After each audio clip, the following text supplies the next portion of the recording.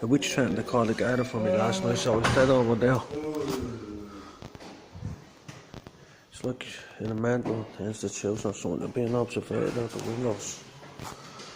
And I'm running around on with like head cases, screaming and shouting. There was a little fella there, he looked like a leprechaun with a big beard, and he was making sure he was keeping everyone awake all the way, just screaming his block off.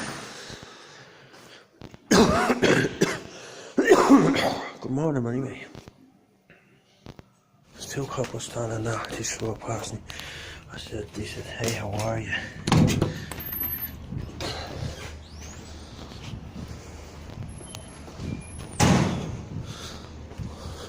We're trying to play mind games with me.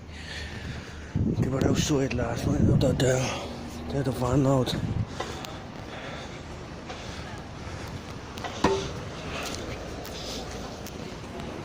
Chasing me around parks and all. I have no time for that silly games. I'm a serious man. I'm talking about revolutions, overthrowing governments, executing traitors, building, retrieving trillions in gas and oil, educating children in the true faith, having the people of one faith. Genghis Khan said, be of one faith, that you may live long lives, long happy lives. This country is out of being overrun with people from thousands of different faiths. And who done at the Catholic Church? So you have a mindset coming from the tribe of Benjamin where it says, be of one faith, the true faith, yeah? And spread the knowledge and the wisdom. There's hundreds of books being held in the Vatican, thousands of books with the wisdom of God and all the prophets over the ages. And that's the rationing of the food and the water. And they're building temples, which takes your water. So you don't live a long life, you're not of one faith. They're actively killing us all off. The first death. They're giving us the first death, the Vatican are.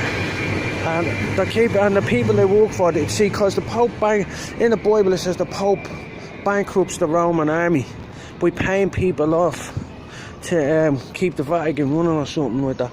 So basically you could say, in this town, there's a lot of people being paid off to fuck with people like me. You say it's paranoia, it's not. And they're getting handed fortunes there. So you see, there's people that prosper under the regime. Well, they prosper and they get the cash, they get the few quid here and there. But they don't get the food, and they don't get the water. Because these towns are polluted. So when you come out and you start telling people the truth, they want to kill you. They do. Last night, a witch was threatening to call the guard for me. Yeah?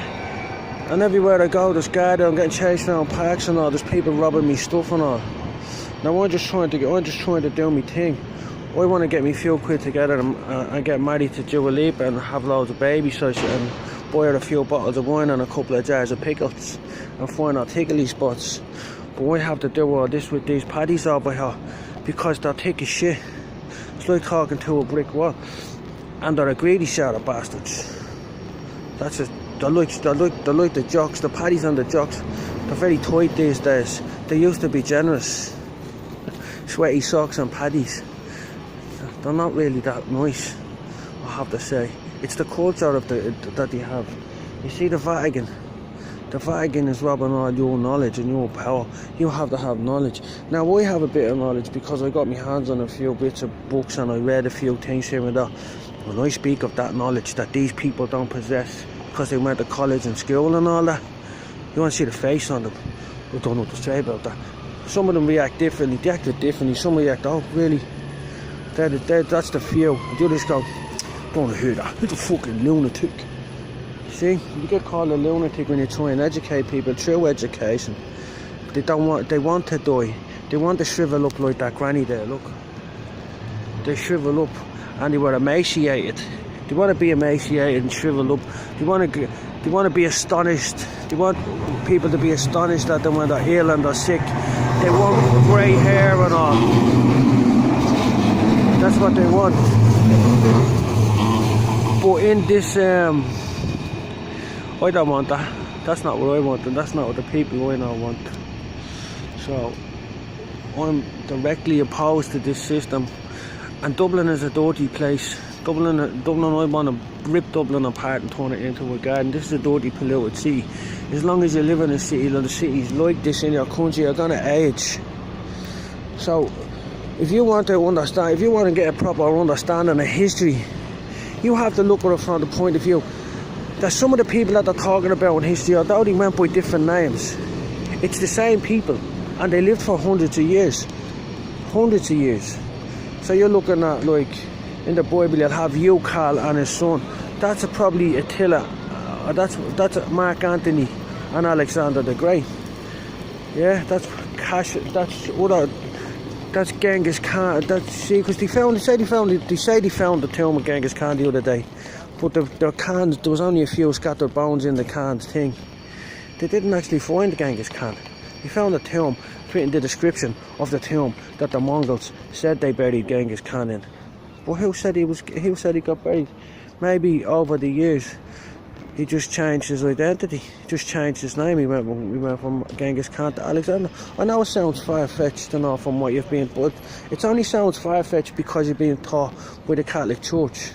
It doesn't sound far-fetched to me because I'm self-taught and I've looked into the history, and it doesn't sound far-fetched to a lot of the people that I've taught, Britain North, and the people over in Britain that I was working with for years in the underground scene, teaching them Breton law and talking about Breton law and putting stuff up on the internet and sending it out there and asking questions. That's the main thing you have to do, is you have to ask questions. Questions is what gets you answers. So if you're looking for answers, you have to ask questions. Not like nosy questions like rats do to tell to the guard. Proper questions. So anyway, the water was rationed. So that's what they do, they ration their water. So if you want to live a long life, like Genghis Khan says, be of one faith, the true faith, the faith of the Gaels, the Gaelic faith, the Hebrew teachings, you have to get the books back out of the Vatican. We have to know the truth. We had to get people to dive, we had to dive into the books of Enoch and all of these books that they took away. That's the rationing of the water, all the books he took out, or the rationing of the food, all the books he took out of the Bible. That's how you get long life and longevity. And you have to let people like me breed with your daughters.